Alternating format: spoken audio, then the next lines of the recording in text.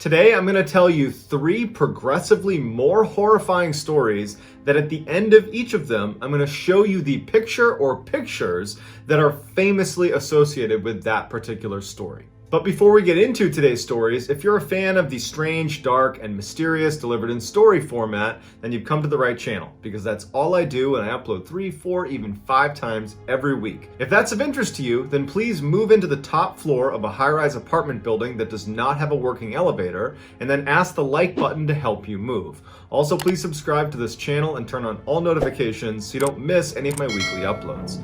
All right, let's get into today's stories.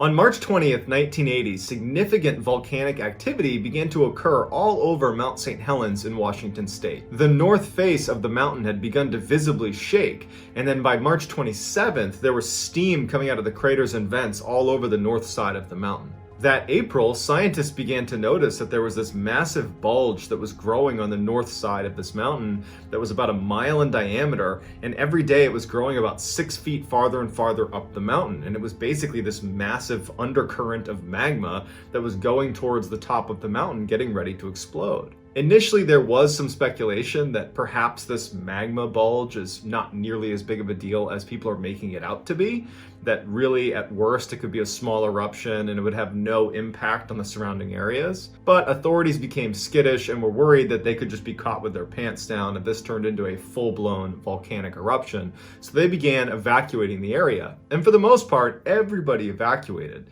with the exception of a few scientists and some photographers and some really hardcore people that did not want to leave their homes. One of those people who had stayed behind was Robert Landsburg, who was a photographer, and on May 18th, 1980, he was out hiking about 7 miles away from the summit of Mount St. Helens, and he was making his way up to try to find a good viewpoint of that north face. He wanted to look at that magma surge that was making its way up on the north side of the mountain. And so finally, he makes his way up and he gets to a great spot and he starts taking pictures of that north face. While Robert is taking pictures of that side of the mountain, a 5.2 magnitude earthquake struck the area, causing that entire north face of Mount St. Helens to be sheared off and begin falling down the side of the mountain. It's this massive landslide. It's one of the biggest that's ever been recorded in that area.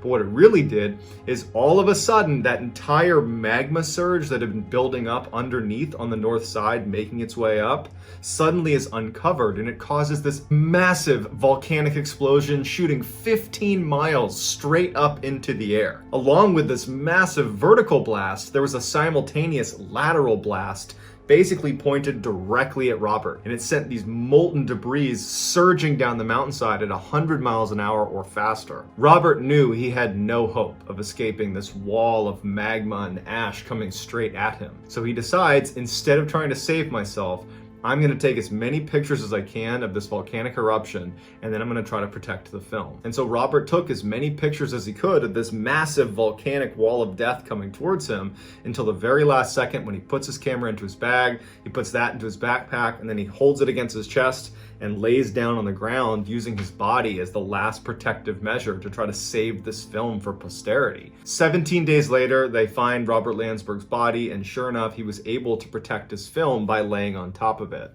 And so they developed the pictures that he took, and they're incredible. Here are the final pictures that Robert Landsburg took before he was killed by the volcano.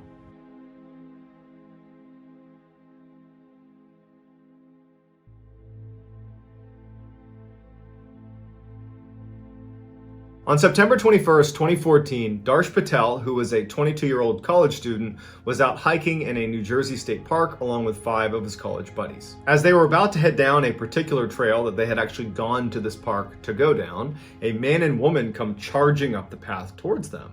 And so Darsh and his friends stop, and they're looking at these 2 people who look totally distraught and scared. And the man and woman immediately say, "Hey, don't go down this path. We were just down there, and for the past 10 minutes, a black bear has been stalking us in the tree line. We don't know where it went, but we got up here, we turned around and it was gone, but we would not suggest going down this path. It's just not worth it. Darsh and his friends tell the couple, thank you for giving us the heads up. We were actually going to go down that path, and so I guess now we won't.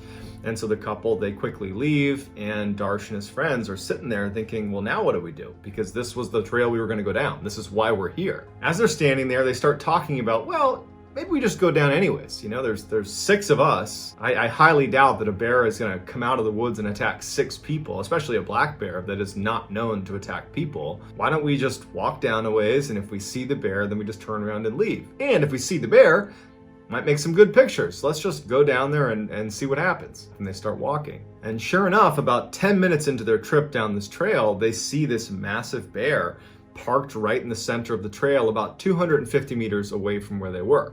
The bear did not appear to be doing anything. It was just sitting there, but it was clearly looking at the group of them. So Darsh and his friends are just standing there, not really sure what to do, so they start taking pictures and videos. They're not moving any closer, but they just start documenting what they're seeing because this bear was apparently stalking this couple. It was pretty interesting, and they figured, hey, make some good pictures. So they start taking pictures and taking some videos of this animal, and the animal starts walking towards them. Now, it's 250 meters away. They recognize that this is a dangerous animal, and we don't want to get too close to it, but they felt relatively safe. Even if it started moving towards them initially, they still felt safe. But the animal starts jogging towards them. At this point, the boys put their phones away, turn around, and they start hightailing it the other way. And somebody looks back and notices the bear is now sprinting at them. This causes the group to completely panic. They start sprinting back towards where their cars were parked. Absolute full panic back up the trail. No one's paying attention to anybody else. They're just running for their lives. And as they're turning their heads to look, the bear is gaining on them and gaining on them. Finally, after about 10 minutes of just running for their lives, they make it to the parking lot and they turn around. There's no bear, but their short one hiker, Darsh Patel, is still in the forest somewhere. The group starts screaming for Darsh. They know there was this aggressive bear in there chasing them, so they're obviously worried about him potentially getting attacked, and so they immediately call 911. The police show up and park rangers show up, and they go into the forest to try to find this bear and to find Darsh. And very quickly they come across this bear in a clearing, this 300-pound bear all by itself, aggressively pacing around this lump in the middle of this clearing that had sticks and branches on it. It wasn't clear what it was, and this bear is just pacing in a circle around this thing. And as these 2 park rangers get closer, they're armed. The bear looks at them and makes a move like it's going to charge, and they elect to shoot and kill this bear. Later, the bear's remains would be taken to a laboratory, and inside of the bear's stomach was Darsh Patel. He had been killed and eaten by this bear, and that lump that was on the ground that the bear was circling was whatever was left of Darsh that had not been consumed yet. When they recovered Darsh Patel's phone, they went into his images, and they found he had taken one final picture before he was attacked. Here it is. The bear was not malnourished, it was not diseased, it just decided it wanted to stalk, kill, and eat a human. Vladimir Komarov was a Soviet astronaut who in 1967 was scheduled to orbit the Earth in the first manned flight of a particular Soviet spacecraft called the Soyuz. Komarov would be flying this mission solo, and so he needed a backup in case for some reason he couldn't go.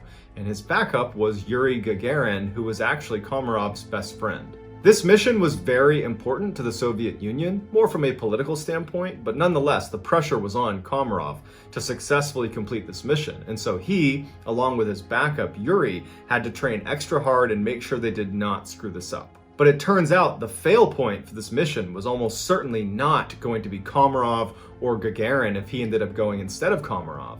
It was going to be the spaceship itself. Gagarin, along with a host of engineers, did a full-blown inspection of the Soyuz and found 203 significant structural problems, and they all recommended postponement of this mission. But their recommendation was ignored because, again, this mission was so politically important to the Soviet Union that they were effectively ready to risk their astronauts to make it happen. When Komarov found out about all these structural issues and the fact that the powers that be were not even listening and were basically saying, we don't care, you're doing this mission anyways, he was crushed, and he told a KGB agent that he was certain he was going to die. And this KGB agent would later say that he asked Komarov, well then why don't you refuse the mission? And Komarov said, if I refuse the mission, they're going to make my best friend go, and he'll die up there, so I have to go. Gagarin pleaded with Komarov to relinquish the role, let Gagarin go instead of him, but Komarov was staunch. He said, I've been given this mission, I'm going to go, you're going to stay here. But what Komarov did, which is so legendary, is he made sure his funeral, if he were to die in the course of this mission, would be open casket. Because he knew if he came back to Earth, it was probably going to be because this spaceship has crashed, and he wanted the Soviet leadership to see what they had done. So sure enough, Komarov gets in the Soyuz on launch day, he takes off, and the problems began almost immediately. They had very little power, they had limited communications with the ground, and the craft itself was spinning uncontrollably. Seeing how badly it was going already, Soviet leadership on the ground instructed Komarov to nix the mission and just try to come back to Earth. For 5 hours, Komarov circled Earth and attempted to re-enter Earth's atmosphere, but his ship, because of all of those structural problems, didn't work. And so 18 times he attempts to re-enter Earth's atmosphere, but each time it fails. And it was around this time that American intelligence recorded a conversation between a high-ranking Soviet leader on the ground and Komarov. And the leader on the ground is basically crying and saying they're so sorry to Komarov and that he's going to be a hero. They got his wife to come on, and his wife is talking to Komarov, and Komarov's telling her, what to do with the kids, what to do with his estate. He's perfectly fine and healthy, but the craft is doomed, and everybody knows it. Then that call ends, and Komarov, on his 19th attempt, is able to re-enter Earth's atmosphere, which everyone was pretty surprised he could even do that, but his parachutes failed. As Komarov is plunging to his death, over the radio he's cursing the Soviet leadership that doomed him by putting him in a botched spaceship. And so sure enough, on April 24th around 7 a.m., Komarov's craft smashes into the ground, killing Komarov, and when they open it up, it's clear what happened to him. He didn't die on impact. He basically burned alive inside of this capsule as it was careening down towards the Earth.